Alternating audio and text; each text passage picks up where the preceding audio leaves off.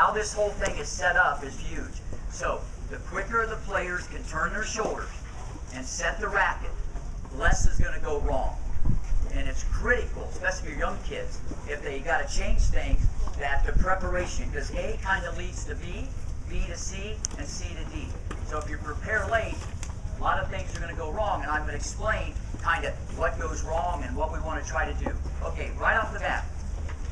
And another thing that came up, a lot of people were asking about the grip. Let me explain. The grip orientates the racket face. What that means is how you hold the racket, or your students hold the racket, that orientates the racket face in a certain position. It might cause more spin, less spin. It has nothing to do with the mechanics about what I'm talking. Sure, you might have to manipulate the wrist angle if you had used a continental grip or whatever, but the racket's still going to flip. It's going to do everything that I'm going to say. So the grip has absolutely nothing to do with the mechanics I'm going to show you. The follow-through has absolutely nothing to do with what I'm talking about. The follow-through is more of a teaching tool. You can have people follow through here, here. You can do Rafa, you can go this way, that way, other way, I don't know what way. You can do whatever you want, all right? But as a coach, as a teacher, you got to experiment. It's not one size fits all. You know, I can't sit here and say, you know, go here like Roddick did, or do this like the Dow, or come over the shoulder like Agassi.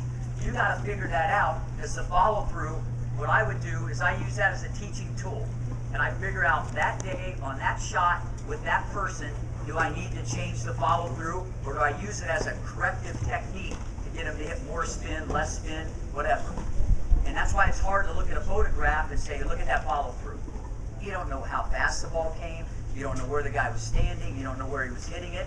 We don't even know if the ball went in or out. It could have went in the picture. So, you know, I think you got to really be careful. And what I'm trying to do is I'm going to give you the backdrop of how the stroke, the optimal way to hit a forehand and backhand at the highest level. You're going to see more and more females do this as time goes on. I think Hennen did it more back in the day, what I'm talking about. It's interesting, her coach studied video of Agassi for 5 years. Interesting comparison, because a lot of the pieces, the way Hennen hit her ground stroke, she could stand on that baseline, make the racket flip, go toe-to-toe with Venus or Serena, and not lose any ground, and never really be late. Kuznova is kind of close. Stosur kind of does it a little bit, even though she flips the racket to flip it the other way. So there are some people out there that do this, even on the women's side. This isn't about making your stroke shorter. That's not what this is about. Anybody can tell you shorten your backswing. That's a great tip if you need to. But you're going to get something for free. The stroke is going to be shorter, but the racket's going to go faster. That's the name of the game. When it's all said and done, how hard can you hit the ball and keep it in the court? And that's what you see on television. 8, 10, 12, 50 miles an hour. How hard can you get, how much racket speed can you get on your serve and get it in? That's the difference as you see the levels going up. The quality of the consistency. That's the name of the game. Now, on the forehand ground stroke, critical. From the baseline, when the ball comes over, as you heard Brian talk about, John talk about, it's more of a unit turn where the shoulders should initiate the backswing. Very important that the shoulders are going to initiate the backswing. I like to have a lot of kids don't move their feet, which, believe me, a lot of them are very good at that. I don't even have to move their feet. I just want them to feel the upper body turn and keep the feet still for a second, just so they can feel a twist. Because when kids get this in their hand, it's going back to Ohio or wherever. It's just going to take off. They're not used to playing with the bigger muscles. The racket dominates the child, okay? Inertia takes over, and the racket wins every time. Every time. And the tennis shot is hit with the bigger muscles. Even though I'm going to talk about the muscle mechanics of the arm, the bigger muscles run the show. And so when John and Brian this morning were talking about the stroke and talking about the mechanics of the swing, never forget, the power starts from the ground. The legs dry, their legs are bent, the knees are bent. If you don't want to bend, you're in the wrong sport. That's what I tell all the kids. If you're not going to push down, see, when you push down and then you come up, that makes the hips go faster. That's the way it works. Whether you're hitting a golf ball, tennis ball, Baseball, the power starts from the ground. So when we talk about the swing, I don't want you to think that we're talking about, even though I'm talking about the arm movements. The legs and the hip run the show, especially on this stroke that I'm going to show you. Bending is a premium. Loading up is a premium here. Very, very important. So we got the unit turn. We take the racket all the way back. What we like to tell people, feel a stretch on the left side of the body. Feel a stretch on the left side of the body when you take it back. If you can feel the stretch on the left shoulder, you'll probably have the racket back to the optimal position. Now, all that being said, when you take it back, you want to take it back, but you want the elbow position. Not to really, obviously you don't want it to disappear and go on the other side of the body. That's going to be too far. We turn all the way. Left hand's on the throat. The racket head can be vertical, straight up and down. A little bit, it doesn't matter. The grip will orientate even this part. So there's not, everybody's going to have their own little idiosyncrasies or whatever. But as a rule of thumb, you do the unit turn, there's going to be space here. Because the elbow, biomechanically on everything, forehand, backhand, serve, overhead, I can go on and on. The elbow tells us everything about how this whole thing's going to come together. The elbow is the big ticket item in the hand path. So, the unit turn, you're going to form the letter L, a 90-degree angle here. You might see little flares, some guys will be a little bit more like this, but in general, that's what I'm speaking about here, the parameters. You want space here. This is critical, because here's what's going to happen. Most of the players that you have, they're going to go, and I'm not saying it's wrong, they've been taught to turn sideways. The elbow is probably going to be too close to the body. They've been taught to make a loop, an arc, rainbow, banana, candy cane, Ferris wheel, whatever they've been taught to do. They're going to have the elbow close to the body. They're going to turn their shoulders. They're going to go like this. They're going to bend their knees, and they're going to swing low to high. And that looked pretty good. But that's not what we're talking about. When the elbow is too close, the way the joint angle is going to work is going to go this way. I've never seen anybody in do what I'm going to explain next. If you're in, you're going this way. That's what we call the inside. This is the inside. When the racket goes this way, this is the inside. And if your elbow's too close, you're going to go that way. It's just the way it works. You're going to make the radius of your swing probably a little bigger, which is fine, no problem. Listen, if the ball's slow, we're all pretty good. That's what I figured out. It ain't getting slower as you get older. Yes. Technique is a premium. Preparation's a premium. If you can't move, golf. I tell everybody the same. If you don't want to move, golf. Alright? So if you don't want to do these things, and the mechanics of the stroke, it's so much different. And preparation is at an all-time high. You look at Fed, before the ball gets over there, he's back there like this. Before the ball hits the service line, he could be eating a sandwich. He's like this, waiting for the ball, and it's not even to the service line. Now, what I'm talking about is the meat and potatoes from the backcourt. Running forward, obviously that's a different animal. You don't need to turn like I'm speaking. I'm just talking in general, baseline. So the unit turn, you want space here. You want to put a softball in there. Put a soccer ball. Now, depending on the height of the ball, sure, you might elevate it a little bit more, as Brian was saying. But when you do your unit turn, the hand pass stays the same. Left hand on the racket. Keep the left hand on the racket. If people ask me, what's the #1 mistake you've seen in 25 years? It's on the forehand, it's easy. It's easy. People don't turn enough. I mean, that'd be 1, 2, and 3. And it'd be tied for 4th also. It's like crazy. That's why you see more people, especially more on the female side, and you can know all the kids you teach. This always seems a lot more connected, okay, where there's a lot of crazy stuff that goes on this side. And one time they did a study of the top 30 backhands on the tour, okay, and every one of them had a better backhand than forehand. I think Capriati and Davenport were pretty close, but every single one of them, their backhand was better because biomechanically they were more locked in at a young age. Less can go wrong when you have 2 hands on the racket. So that's why I go back to this shoulder turn. All-time high. You want to feel it. But the kids don't want to do that. You go to here, it won't work. I'm telling you, it's not going to work. You'll go here, and you're going to go to the inside. The next part of the stroke is the key. I do my unit turn, I got the space, 90-degree angle. The racket goes what we call to the outside. This is the outside. That's the inside. Outside, inside. Remember what the plan here is. We're going to make the stroke shorter, but we're also going to make it faster. We're going to make it shorter, but we're going to make it faster. When I had Roddy at 10 years old, he took the racket back like this. This is like, I don't know, 1980. He had his elbow real high and the racket was to the outside. And I said, I think your elbow's too high and you're too far to the outside, okay?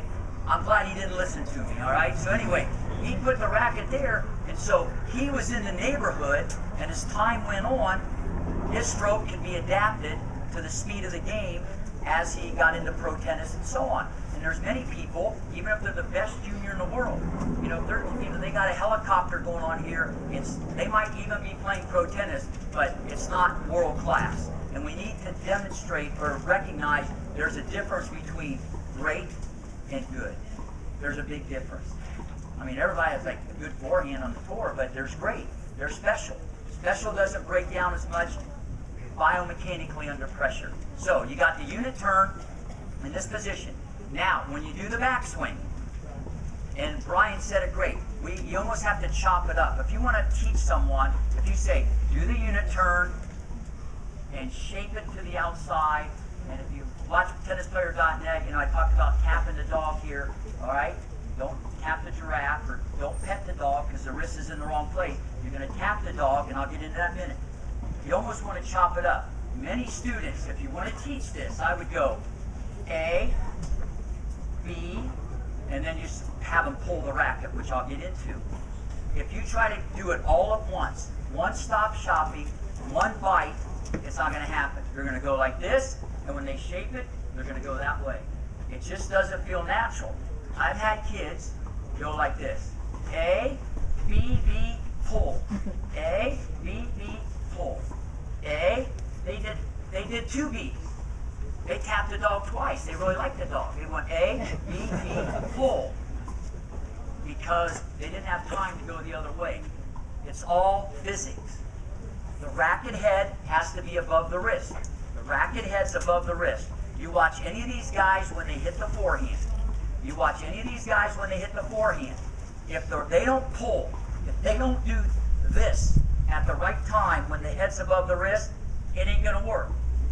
If you pull it from this position, it's not going to flip. If it does, it's minimal. There's no flip. It's nothing going to happen this way. It has to be to the outside. And it's the sequencing of movements. Everything has to be in harmony. We can't forget that. It's a flowing type movement, even though you have to chop it up. All right? So A, B. Look where B is. It's at a diagonal. The dog is back here. It's not here. It's a 3/4 swing. The racket head is above the wrist. But you tap the dog. You wouldn't pet the dog. Anybody know why you wouldn't pet the dog? You guessed right, you get a free weekend at the Voluntary Tennis Academy. Why wouldn't you want to pet the dog? What now? The racket won't flip. Last time I looked, golf, biomechanically, the clubs above the hands, you get this for free. Baseball, you start to pull, this is going to go faster, it's above. When you don't see people play on the pro tour going like this. Okay, they start the leg drive and the hip rotation. This whole thing is synchronized in harmony. They start to pull. If you stop the camera, boom! Somewhere there, John? That's where if you stop the camera, you can almost, boom, you're going to see it every time. Every one of them's tapping the dog. Now, depending on their intention, more spin, less spin, you know, they might be not quite as close. The grip might have a little bit to do with it, but the racket's going to do what we call flip. And because I'm in the trenches, when I started working on a lot of this stuff with Brian a long time ago, when he said the word flip, you know, the first thing I know a lot of you are thinking like flip your wrist. Because that's what I thought. And if I'm thinking it, I know that's what you guys are thinking. It's nothing to do with the wrist. The wrist has nothing to do with this at all. It's very passive at the end. when you pull the racket, and what I mean by pull it, it's like I got a hold of a rope, and I'm just pulling this way. Remember, what runs the show? The legs and the hips run the show. That activates the stroke. So if you're not going to push on the ground, you're not going to have a lot to offer. And if you don't want to bend, golf. Okay, so you're here. Okay, we're going to pull the hand forward. When I pull it, when I pull my hand, I'm driving my legs. The more you drive, it makes the hips go faster. That's just the way it works, all right? So when this goes faster, this way, the hips are going to rotate very quickly. Now, the racket head, what it does, the racket head, you can't see this on TV. The racket head goes, and a lot of you are going, yeah, you want to point the butt cap at the ball. That's good. That's a good tip, good correction. The difference is, this thing hits the slot so fast, you're hitting the slot so fast, the butt cap will be facing the ball, but that has really nothing to do with the stroke also. It's the timing and sequencing of this, pulling when the racket head, it's all physics. When you pull it from the outside, the racket goes. So that's why you see out there on the tour, it looks like they're using their wrist. It looks real flippy. It looks army. It looks real like loosey-goosey. And you know what? They're not trying to do any of this. They're not trying to do any of this. Believe it or not, they're using their legs, their hips, and their trunk. A lot more than this. This just comes in and cleans the show up at the end. That's all this. The muscle mechanics, but I'm talking about, isn't running the show. It's everything else that's doing this. The leg drive and the hip rotation and the pull. This is going to activate everything. This activates the racket. So the timing has to be good. But you've got to pull it when the racket head is above the wrist. Every student, and I'm talking thousands, and I'm talking the best kids in the United States. Doesn't matter if they won the Easter Bowl, the Orange Bowl, Toilet Bowl, whatever they want, I don't know. I can take any student, and if they go this way, and I set them right here, with the racket to the outside, and I pitch them a ball, and I say, what I want you to do is just pull as hard as you can, just pull, and then roll. That's the two words that I want to always remember. Pull and roll are the two big ticket items. You're going to pull and roll. It doesn't matter what level. Number one in the nation, 5-year-old, every single person. Not one person hasn't said the same thing. Every one of them says the same thing. I go, what do you feel? And they say, well, first of them they say, I feel stupid standing here just like that. But once I get by that, they go, I feel my stroke is shorter, and I feel the ball going faster. Every person. It doesn't matter if it's a 5-year-old girl or a girl that's 150 in the world. They all say the same thing. Just from standing there, and I have them pull, they feel this. And you can even hear this sound. Watch this. If I swing, look, just going to pull the racket, and I'm going to do this. I mean, the second one looks smoother. The last time I checked, it's not a beauty contest, all right? And you got to get out of this. You want to be smooth and flowing and all that. Don't get me wrong. Because when you relax, that's really the underlying factor, as someone mentioned today. If you're not relaxed, all right, none of this is going to work anyways. If you're not relaxed in the golf ball, you don't relax. You don't just relax in general, nothing's going to work. So you got to relax. I mean, that's the key to playing at a high level. How intense can you be? Want to tear someone's head off and stay relaxed. I mean, that's the balance of any athlete. You're too tight or you're too relaxed, it's going to work against you. So, when the racket's to the outside, and you heard the difference in the sound. The head of the racket's going faster. So, through all Brian's research, this is what's really going on at the highest level, and the people that were kind of what I call in the neighborhood have been able to adapt. And I've seen people, their rotations on the ball are just 50% more. The racket speed off the charts. But more importantly, it changes their court position. Because remember what I said, at the end of the day, it's much easier to, when the balls come faster and quicker, you're there playing, you're playing on the hitting side of the body, okay, this way. You're playing this way, and just more things are going to go wrong. So when we're out there coaching and say, hey, we want you to hit the ball in front like Federer. I hear that all the time. Or don't put your elbow so close. Or you're always late. First off, your elbow is going to come in.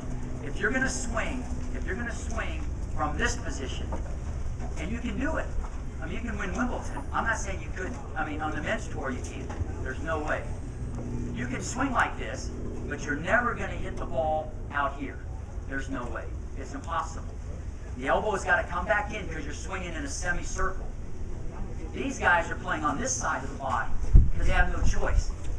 If they were in the neighborhood, they've adapted their stroke. The pros lead the teachers, and we learn from them. All right? No one out there told Federer to tap the dog. Okay, trust me.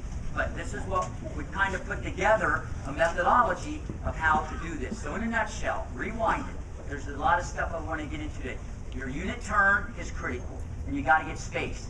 Kids don't even want to do that. They'd rather be in here, playing a guitar or whatever. I don't know, they just want to be in here. You got to make them be here. Now you got to start.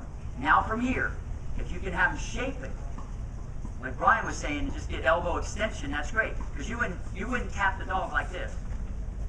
You're not going to tap the dog like that. You go, well, you might, but good dog. You're going to tap him like that. Your arm's going to extend. You want the elbow to extend. You can't keep telling someone for 4 years your elbow's too close or you're playing with the chicken wing. You can't keep telling them that. They're going to keep the elbow close. I'd rather have the chicken leg than the chicken wing, okay? Here, okay? This is the position. You come out of it, and when you pull it, it's going to straighten on its own.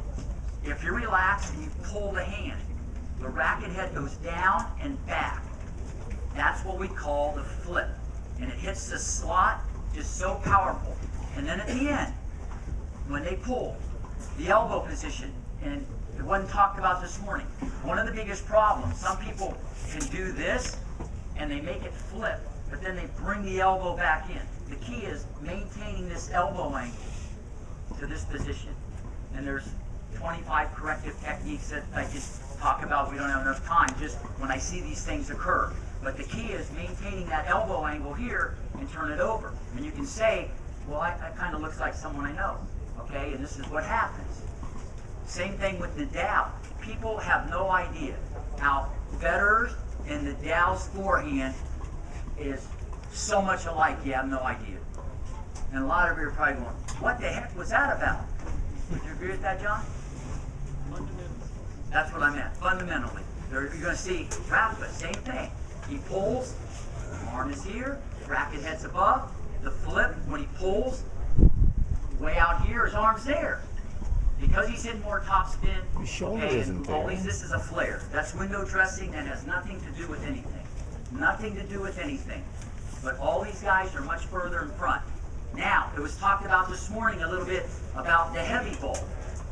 Everybody knows what topspin is, or what we think topspin is. You swing low to high, and you hit topspin. All right, that's vanilla topspin. Okay, that's what I call it, vanilla. There's a difference between topspin and the true heavy ball. You cannot get the true heavy ball swinging from this position. It's just physics. There's no way it's going to happen. The way you make the ball, what I mean by the heavy ball, if you're swinging from the outside and you can turn the racket over, what happens is this: when you pull it, the racket goes down and back. Now the racket's going to come straight at the ball, the hand path. Now I have the option to move the racket this way.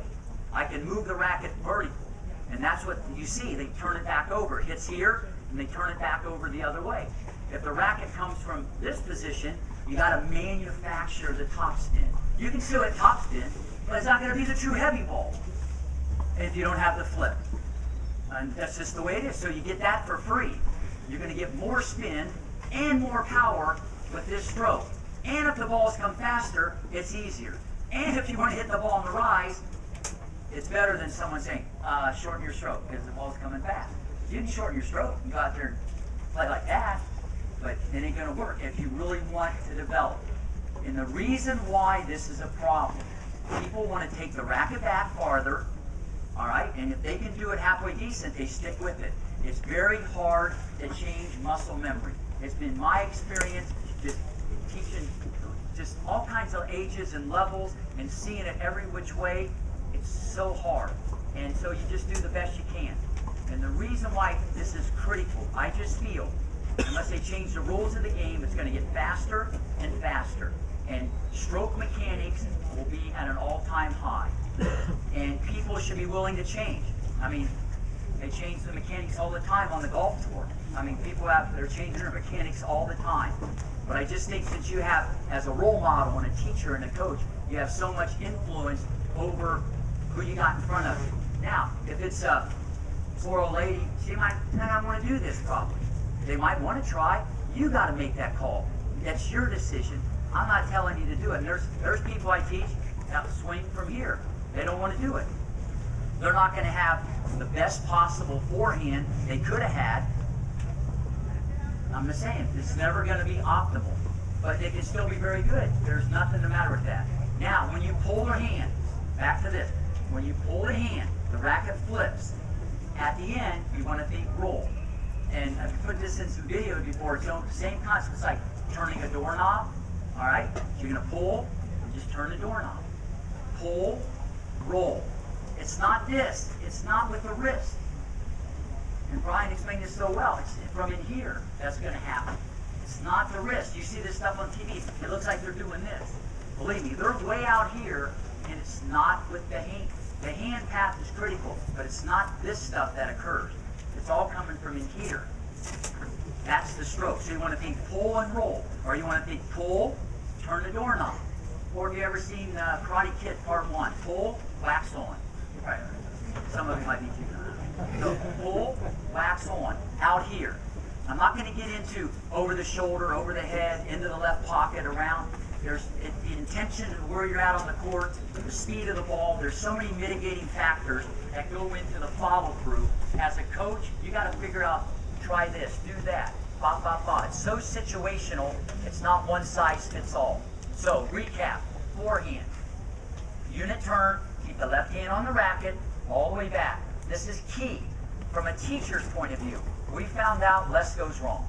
Less goes wrong. Make him keep it onto there. You're going to let go. As John said, on the forehand ground stroke, the left arm's going to stretch more than on the return of serve. You want to do this for a couple reasons. Number one, it's going to keep you into the shot longer. And number two, if this is synchronized right, this is more in harmony, you'll hit it more in front. Sideways more, okay, you're going to hit it more in front. The left arm, as people get excited, they bail out of this thing so quickly. Keeping that left hand across is huge. Don't do this. This isn't 1988 where you're going to put the hand like this. All right? Go here. This is where we're looking for it. Elbow up, elbow extension. And if you got to teach it in choppiness, do it. But you got to get them to feel this. And I guarantee if you hand feed people and you have them start like this and you tell them pull and roll, every one of them's going to say the same thing. I feel my racket head going faster and my stroke is shorter. Mail it in. Thousands have told me the same thing. Now you go the next progression, you got to feed them. Next progression, you hit with them. The next progression, practice set. Next progression, go to a match. See, you got to go down the yellow brick road to really find out where you're at in this, because it always breaks down under pressure. I see kids hit, 5,000 balls perfect with Brian, and they come and play a match and they do 5,000 the other way. But you know what? You get back on the horse, you keep going. Because at the end of the day, if you're a little better mechanically, it lasts a lifetime. Unfortunately, if you're bad, so does that. So that's a better way to hit the forehand. I'm not saying there's a wrong way or a right way, but this is the most optimal way, the most efficient way to hit a forehand ground stroke, to get more racket head speed with a shorter stroke. And by the way, best players on the ATP Tour do this. So I'm not telling you to do it because Ned does it, Joker does it, any of these guys do it. I'm just saying, by the way, they do it, and I think they all have some potential. With that being said, all right, now on the backhand ground stroke, I've been very fortunate to have a lot of people that had a very good backhand. Some of them already had a great stroke before I started working with them. Capriati, Messina, Pierce, Sharapova. Serena's was pretty good. Venus is kind of was funky the way she did hers. Vince Spadea had a good backhand. A lot of people have a good backhand. But as I sit here today, 2013, and teach a two-handed backhand, I wouldn't teach it the way I did back then. And it's all predicated on the speed of the game. Okay? Once again, preparation is at an all-time high. How you prepare for the shot is huge. The problem with the two-handed backhand, is you can over-rotate in the preparation phase because it's more trunk-orientated, and you can get away with still having a good backhand. That's the problem. So you got a little more wiggle room. If someone has a great backhand and you think it's great and whatever, fine. I think if you definitely have a boy, they have to hit it the way I'm going to explain. I think if a girl's very rhythmic, they might not want to change the stroke. But here's what happens. As soon as the ball comes, after the split step, you're going to see the hand path, the shoulders, once again, take the racket back. The hand path is relatively low. A lot of you, I wouldn't recommend, getting your hands up high to make a loop. There's no benefit. Just because, listen, if you do something enough, you can perfect being crummy. But at the end of the day, you just perfected crummy, and it's still crummy. But crummy works sometimes. I'm just saying, there's no reason. Compactness, simplicity, shortness, it's at an all-time high. The game's much different than when a lot of these people I had even in the early 90s. It's a whole different animal out there. That's why you're seeing open stance backhand. If you don't believe in it, you're not watching enough television, because you got to hit off the left foot. Very interesting, not to get sidetracked here. It's an article in the New York Times that Tim Mayotte wrote, and I don't know if anybody saw it. He criticized Harrison and Roddick about their two-handed backhand, and I nicely forwarded it to Andy, and he emailed me back, and he kind of agreed a lot about the ability of Nadal and Djokovic and these guys being able to hit offensively off the left foot, where he doesn't feel good about it. You're just Harrison. When you're playing someone out there that's running all day, a part animal, and they want to hit 30 in a row, you have to be able to hit off either foot and keep grinding. So, as a teaching tool, to step into the ball is good, but you don't want to pigeonhole someone that they don't feel comfortable getting out there and hitting off the left foot all the time and getting a quality shot. But back to the two-handed backhand. The hand path, you do the unit turn, the hands go back. You notice I didn't talk about the grip on anything.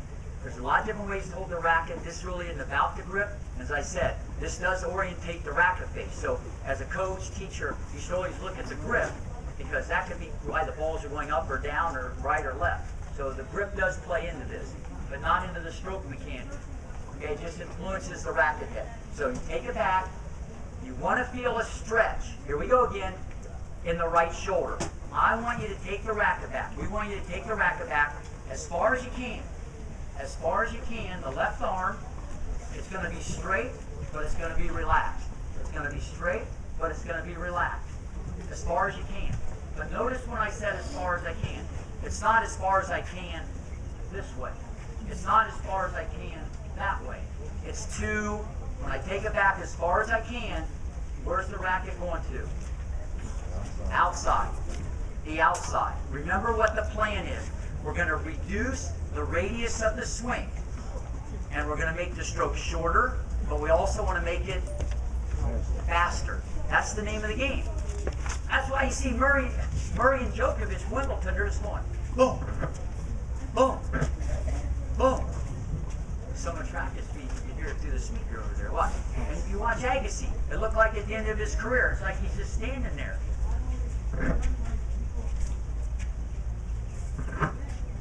And you see someone else out there going, I mean, it works, but it can take a little longer.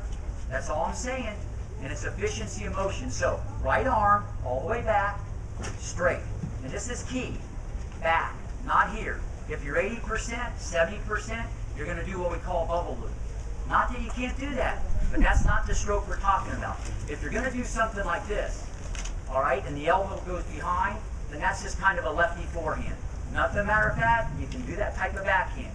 But the best of the best, Fish, Djokovic, Rafter, okay, Nadal, Agassi, Safin, the guys that say that some of the best backhands in the last 5-6 years, put them side by side, it's like cloning. If they're so identical with the fundamentals of what they're doing, all the way back, racket heads above the hands, always. Can't stress it enough. Can you do it like that? You can do that. It's not optimal. There's even a couple people on the tour just put the racket down, all right, on talking the most efficient way to hit a ball. Racket heads above the wrist, a little bit. How much, you call. But just so it's a little bit. Doesn't have to be like anything like this, but just so it's a little bit, the racket's going to do what we want. Right arm straight, left elbow, this is key. The left elbow has to have a little bend in it. The left elbow has to have a bend in it. The reason why there's going to be a bend, because when you pull the racket, here we go again. My setup, knees bent, right arm straight, racket head above the hands, little bend in the elbow, there's the space, it's to the outside. Look what happens when I let go of the racket. Look familiar? Almost like the forehand. Same position. So, if I do this, that's not what I'm talking about. You can do a stroke, you can go the other way, but that's not the backhand that is the most optimal. And these guys have just figured it out. They just figured it out because the speed of the game and the situation they're in, if they were in the neighborhood, they could do it. Then you got someone like a good friend Roddy, okay? Right arm straight, left arm straight, not cool, all right? Whoever coached him as a kid did a bad job not figuring that one out. But anyway, the left arm is too straight. Even though he kept it on the hitting side, his racket head speed, ball rotation, John can measure this, not even anywhere close to the guys we're talking about. Very manufactured type of movement. He doesn't get anything for free. Right arm straight, left elbow bent, racket head above. Same concept. The leg drive and the hip is going to activate the pull. The pull. There's no more backswing. I'm done. It's over. The racket's there. I'm not going to go anymore. The elbow stays on the hitting side of the body, just like on the forehand. The elbow's not going to go behind. The elbow, you want a clean path by the trunk. It doesn't come around. Same thing here. You're going to pull the racket. Watch when I pull. The racket goes straighten. That's a pull. And then there's the push. And then I come across. You can picture choke a bit. You can picture that racket going like a little wiggle, like it goes. You can almost, in Agassi, if you ever watch it so much, you can picture the racket going like this. They're not trying to do that. It's because to the outside, they pull, and the racket flips. The racket head goes down and back so fast, it flips, and it creates racket head speed with a shorter stroke. And then they straighten out the left arm, and then they come across at the end, like a lefty forehand. So, but the key, some of the nuances, some of the corrective techniques that you got to be careful of. People, they get it 70%, then they go like this. Stroke won't work. Remember, you got to pull it. It's this way. We don't want it going that way. It's already back. A little different on the forehand where you're still going to shape it to there. The backhand, all the way back. You're going to pull with the right hand. Pull with this. All right? The elbow stays up. Keep the elbow up, and the racket's just going to go, and then you straighten it out. And when the ball comes fast, look, you can almost picture these guys. You can picture Agassi just going. It looks like he's not even moving. He's not going. He's not going like this. He's going. You can't even picture those guys going like this. It's a cause and an effect. There's a rhyme and a reason why that happens. It's all the mechanics. It's the setup. One more time. Unit turn. Right arm straight, but relax. Racket head above the wrist a little bit. A little bend in the elbow, get space. You want to pull, the racket head flips when I pull. See how the racket goes? That's what you see on every one of those backhands. All right? You see the racket flip, it straightens. And then they come across at the end. With the two-handed backhand, you have a little more wiggle room because you're going to be stronger and you can kind of trunk it around and keep the ball in the court. So you got a little more wiggle room if the people want to do a different type of backhand. But at the end of the day, if you can train someone, and I have little kids that they're like this, they just pull the racket. And I know they would feel better going, they feel better doing that. And they just learn to pull. So they've already got it in their DNA that you pull, you don't wind up, you don't swing. And so the size and strength really has nothing to do with this. Has nothing to do with this. And if you can build that into someone's motor pattern at a young age, it's huge. It's a huge thing. Now, I'm going to go back on the forehand and backhand a little bit at the end also. On the serve, let me just explain.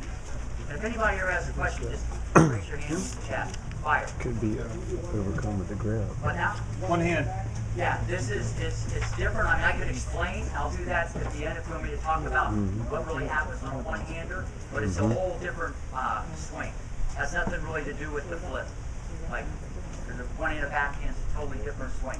But real quick on the serve. This is tricky. This is very, very tricky. And through a lot of Brian's research, you know, the human eye just can't see a lot of this stuff. And one of the things globally around the world, what I'm going to talk about, no one hardly can, very few people see it. No one's looking for it. It happens so quickly. The human eye just can't see it. And it's the biggest problem out there. And I'll probably have to talk about it in detail because it's very, very confusing. But if you can put this in your toolbox, it could be one of the most powerful things that you've ever maybe experienced or learned in teaching tennis regarding the serve. The timing of the leg drive and the racket entry. Forget the grip for a second and bending and all these other things that go into the serve. The number one problem around the world, it doesn't matter club player, it doesn't matter college player, and this is a little more prominent on the women's tour, and it's, in my opinion, because the guys at a younger age are throwing more, they synchronize the lower body to drive the engine, football, baseball, whatever it is, the timing of the leg drive and the racket entry is timed much better. Now there's a lot of females out there that serve, that their serve is biomechanically pretty correct. But I'll go out on a limb and say it's well into the 90% that most of them are all incorrect. Almost all of them on the second serve are way off. Let me explain. This is key. When you're hitting the serve, we've all been taught you want to relax, you want to be smooth, you want a continuous motion, all that stuff. Forget about that for a second. That's not what I'm going to talk about. What I'm going to talk about is when should the racket enter this area? And if you're not looking for it, well, first you got to be aware of it. Then once you're aware of it, then you got to look at it. Then you got to really see it because it can. They might be in there 20%, 30%. Some people are in there way over here before the legs dry. Let me explain, because I know a lot of people are confused. So let's just say I go into my serve. I'm going to do, and I'll talk a little bit about some of the key things on the serve in general. You go to serve the ball, the tossing and the bending and the tilting. There's going to be a toss, a bend, and a tilt. And in general, probably the most optimal way to do it should be at the same time. Instead of going, ooh, ah, ooh. Okay, instead of having a shake and a bake and whatever, you want to try to toss, bend, and tilt at the same time. A guy named Federer does that, he's pretty good, okay? So toss, bend, and tilt at the same time. So that's just something right off the top that everybody should remember. If you can toss, bend, and tilt at the same time, you're going to be more rhythmic. The position of the elbow. The elbow should always be shoulder, shoulder, elbow. It should always be, you can draw a straight line, don't even need to look. There's a straight line through my shoulder, shoulder, elbow, every time. It's almost going to be like a seesaw or a teeter-totter. I change this, but I don't change the angle. This angle is a constant. One of the biggest things, there was one kid, his elbow was 3 inches too low. We had him serve from this position. The next serve, he hit it 12 miles faster because you can get over the top quicker. I'll get into that in a second. But that's not what we're here to talk about. What I'm here to talk about is how this should be timed. Now, I toss, bend, and tilt, shoulder, shoulder, elbow. Here's what happens. The number one problem, when the racket starts to come towards this area, when the racket starts to enter, all right, when the racket starts to enter, and I wouldn't even go and tell people the back scratch and stuff like that. If you want to use that as a teaching tool or whatever, that might be good, but that could mess a lot of people up because they stick it down there a week early, and that kind of exacerbates the problem I'm talking about. Now, you might get the kids to hit up more, but just be careful about that, because here's what should happen. The minute the racket starts to go, you're up in this position at 90 degrees. The minute the racket starts to come towards the ear, and that's the entry point, it's towards your ear. You don't want to do what we call externally rotate and go that way. A lot of kids do that. You see like the frying pan or waiter or whatever, all right? So the racket comes this way. I'll talk about that in a minute also. The key is on toss, bend, and tilt. Now from this position, anybody want to guess what happens next? It's all, okay, this is the key. If I had anybody come out here and throw a ball, everybody would do it right. Well, maybe John would, but most everybody would do it right, okay? Hey, you're in the front row, okay? Everybody would do it right. Leg drive initiates racket speed. Leg drive biomechanically initiates the racket speed. There's a timing that has to occur. Here's what happened. Unfortunately, you see it, people throw a football, a baseball, any type of throwing, it doesn't get that messed up. In tennis, unfortunately, you have a racket in your hand. Your arm is now twice as long. That's just the deal. So, because you're taught to be smooth and you're taught to be relaxed, you go back, this gets in there 10, 20, 30, 40, 50. I mean, some people are here. It might be continuous. And then they start their leg drive. It's like me starting my leg drive when the racket's here. You start the leg drive, watch. See how this is dynamic.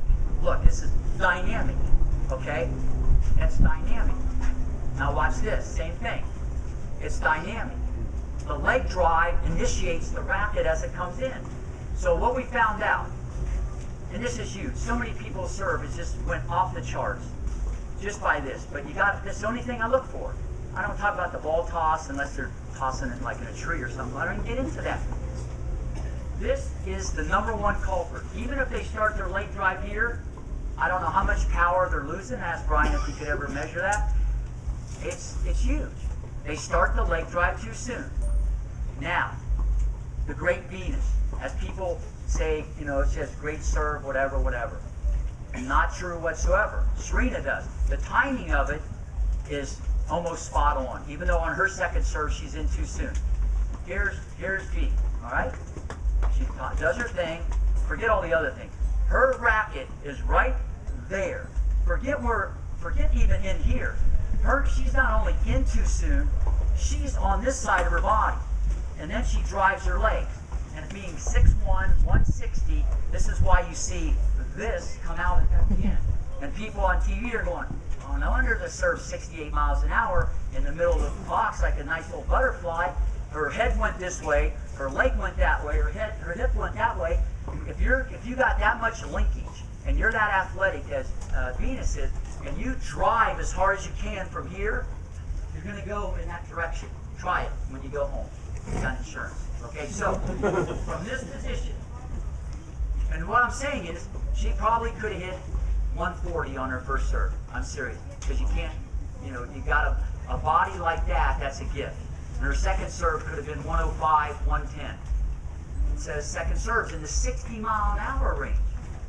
What's going on? Something's the matter. It's all timing. The timing is so discombobulated, it's out of control. So, as the racket starts to enter, watch, as the racket starts to enter, the legs drive the racket.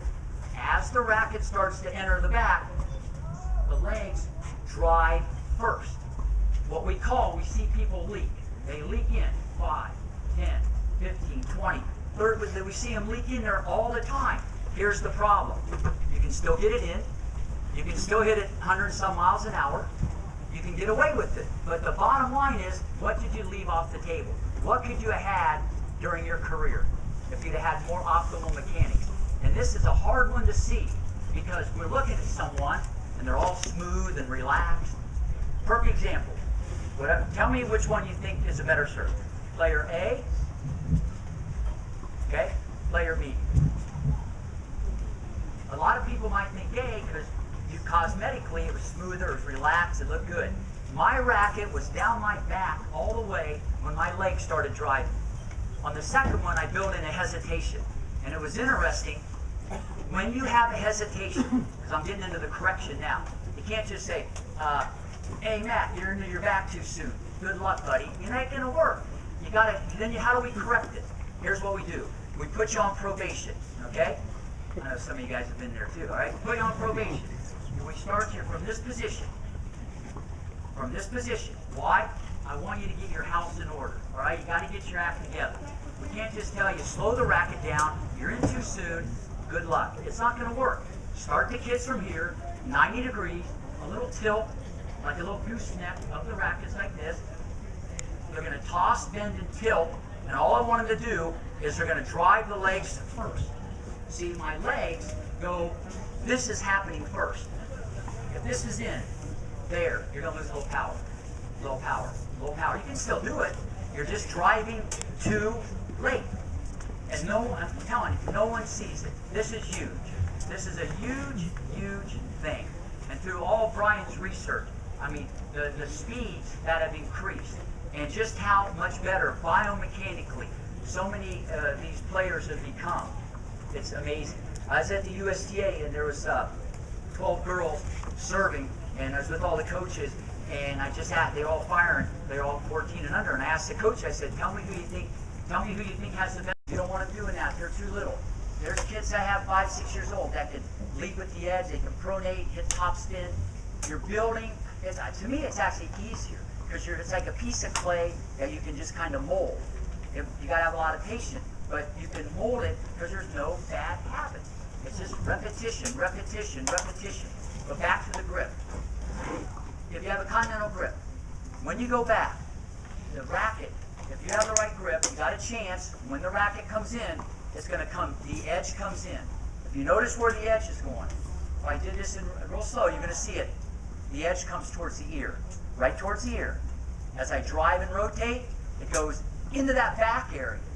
You don't scratch the back, all right? Have your friend do that. You don't, it has nothing to do with hitting the tennis ball.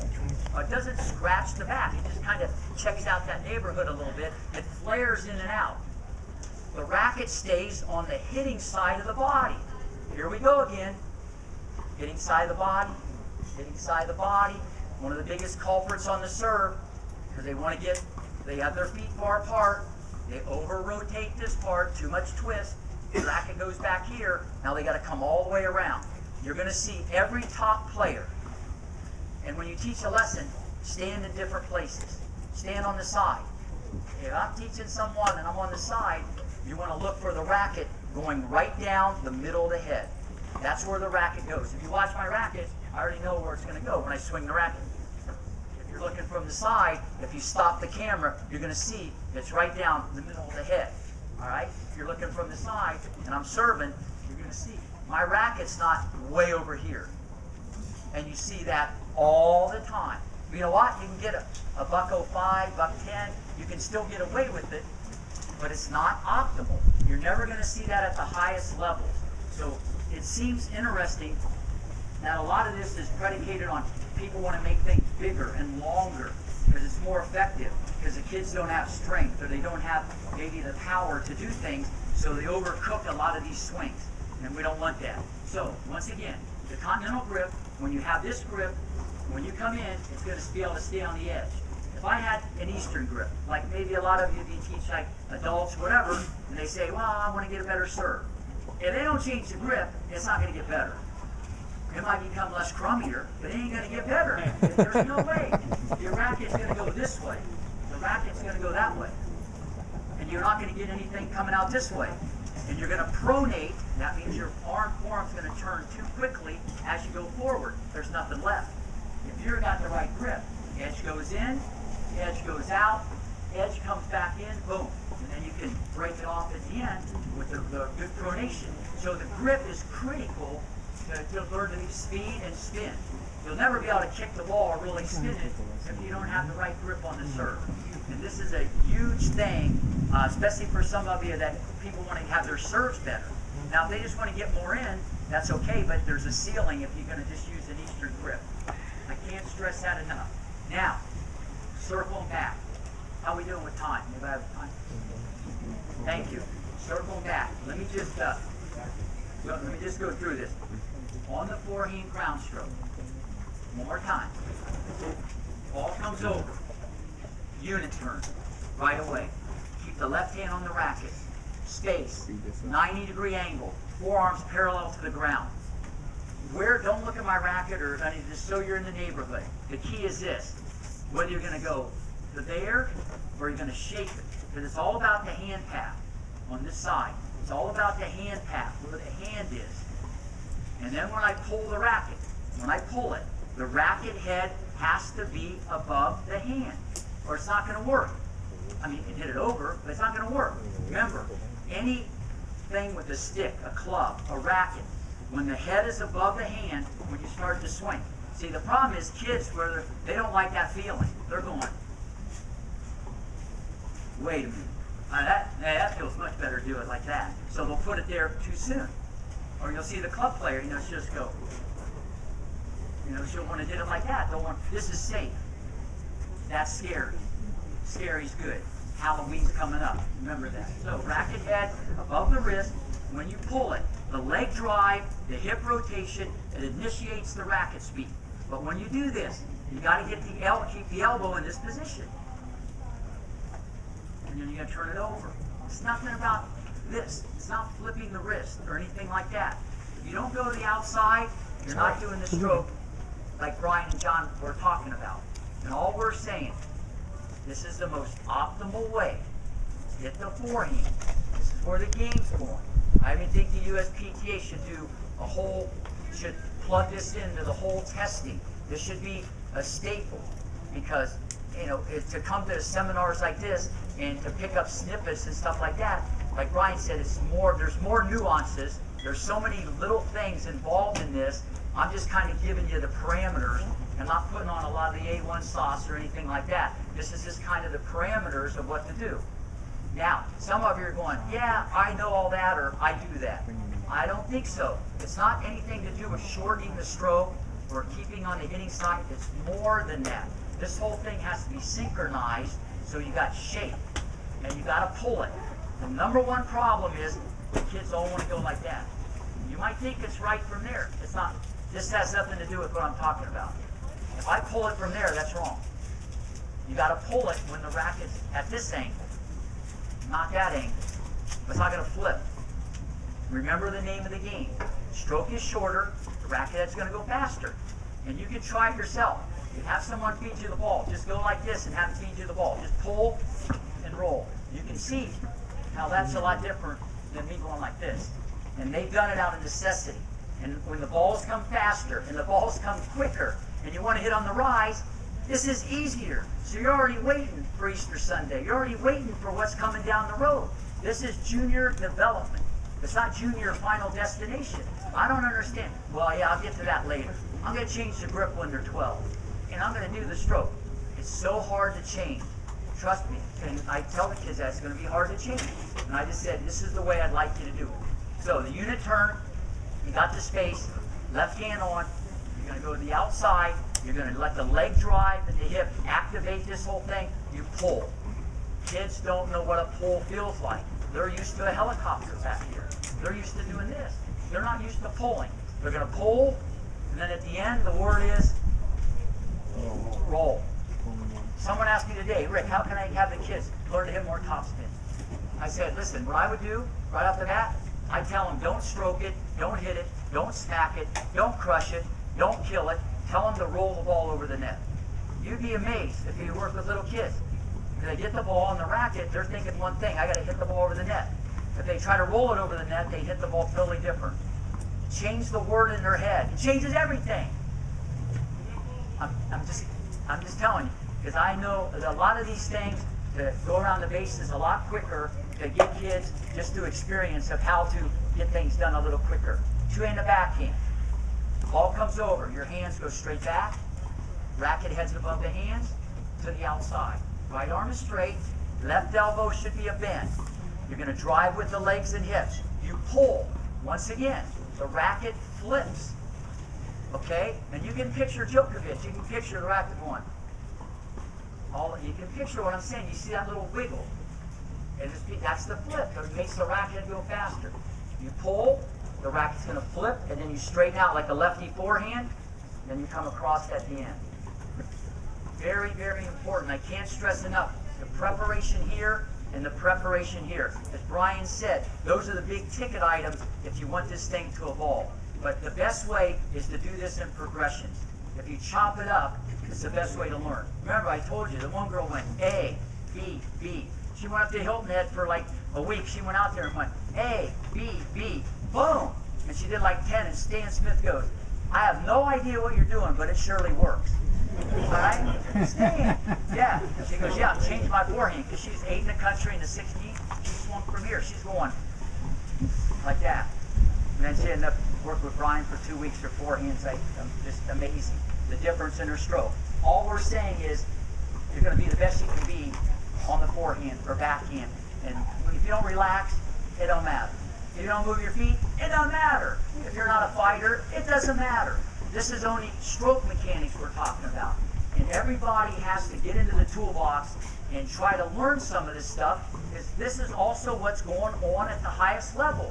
The balls are too fast. Now, if you're just working with club players and stuff like that, you guys can figure all that one out. I'm just saying, if they want to hit the ball, the most optimal way, what's going out there, especially if you have kids, and they want to see how good they can be, this is a premium. The serve, the #1 culprit around the world. And this is the first time probably anybody's ever heard this stuff that I'm talking about, with the legs, the leg drive and the racket being way off. And it's way off. It's way off. Some of you can come out here and serve, and I can tell you right now, off 20%, 30%, 50%. Even if you hit it 105 in the corner. I'm just saying, you know, BW could have had 140, because you can't teach 6'1", 160. But 68 miles an hour on the second serve, it looks like a giant little butterfly going through the air. Something's the matter. Something's the matter. Just saying, the racket's all the way here, and her legs are still down. And the legs should have been coming up as this went in. That you got to watch for this and start the people from that position. I talked about the feet. Left foot net post, right foot parallel, heel to the arch. We like the kids a lot to stand like that. As they get better, you can tweak with their feet. But you got to watch how the kids stand. How they stand influences the rotation. It's been my experience on the first serve, there's not a lot of twist that goes on. There's not a lot of twist. It's more this way and linear. You're going to get a little bit of the twist for free. On the second serve, it's different. On the second serve, you can twist more, because when you go back, okay, your shoulders can go here, because your swing is going to be more from 7 to 2. So you can twist more on the second.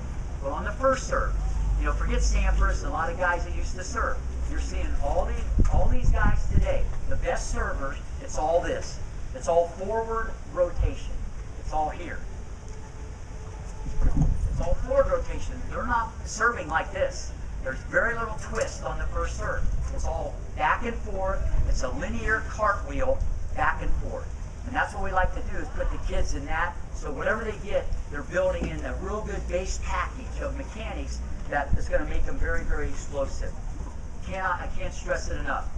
All right, on the home stretch here, any questions, just start firing away and we'll answer. Plus, I'll be around a little bit afterwards, so I'll be more than happy to talk to anybody, because I know there's a lot of confusing stuff. With little kids, I put my hand up, it's just like 10 times. transitioning from that hanging away from the more